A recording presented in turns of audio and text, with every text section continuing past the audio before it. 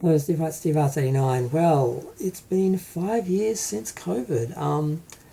I saw in the news a little while ago, a week or so ago, a reminder that it's like 5 years since it was announced and everything. So I think it was like the 12th of March or 13th of March or something. And it was like a week later we went into lockdown. So I remember that the 20th of March being like when the lockdown happened and it all started. And I was thinking about it because I kind of find it's strange to realise it's been 5 years. It's been 5 years since I've done a lot of things. 5 years since I've gone to the cinema. 5 years since I've gone to the gym or worked out properly.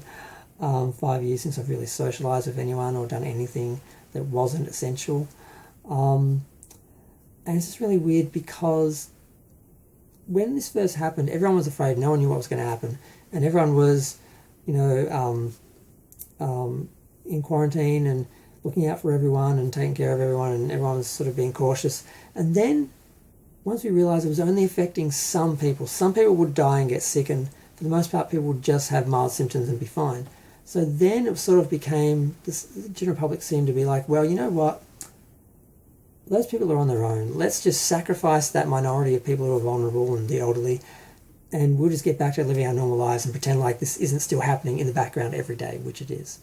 So I find it really disturbing to live in this society now where we are literally pretending like this is not still happening and happy to just sacrifice the vulnerable so the economy and just people's day-to-day lives can just continue like nothing happened.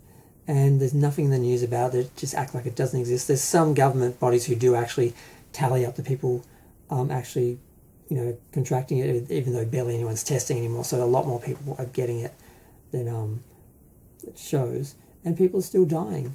And probably a lot of people who are dying from it aren't being counted because of the attitude and the way it's all being looked at now, but it's still with us and we're acting like it's gone, and it doesn't get any news, doesn't get any attention.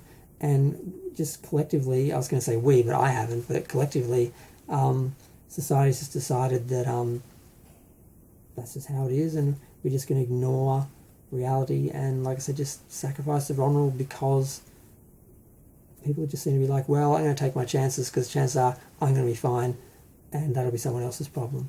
And I just find it really sad and disappointing that that's the way we went, because there was a point where the tide turned where Gladys from Sydney just decided, you know what, we're not going to do this again, we're not going to get it down to zero again, I'm just deciding on behalf of my city and the rest of the country that we're just going to live with it. And that means sacrificing a percentage of the population, a small amount of people, a minority of people who are susceptible. Because it just seems to be, between having pre-existing illnesses and vulnerabilities, the rest just seems to be just random luck.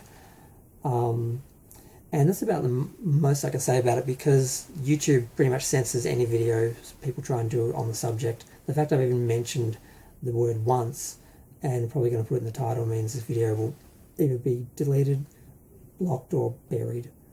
But I'm still making it because I gave up my videos that I did. I had to delete all of them because YouTube was trying to delete my channel, so I had to delete all my videos on the subject, and I just managed to do that in time. And I got a warning at the last minute, sort of letting them know, you just made it. So that's a whole other video I already did. But they were going after me in real time and going through my videos, and I had to delete them all. I had hundreds of videos following everything that was happening. And the only way I could keep my channel was to delete them all. So I haven't obviously made any more videos on the subject except for this one, which is pretty vague. I've only mentioned, I think, the actual name once.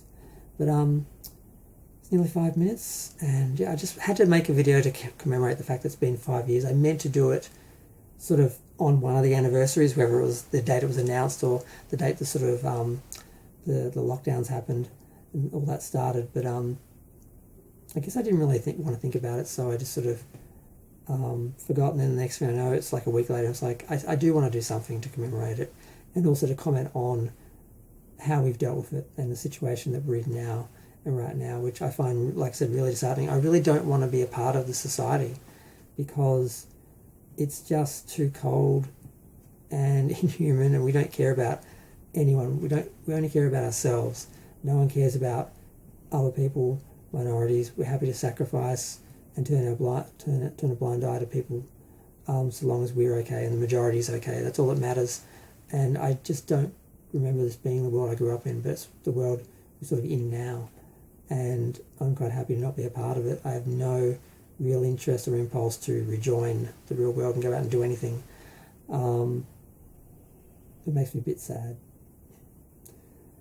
But I'm going to go. Feel free to share, like, comment, subscribe. Let me know what you think of, the last 5 years and where we are now and who we are now.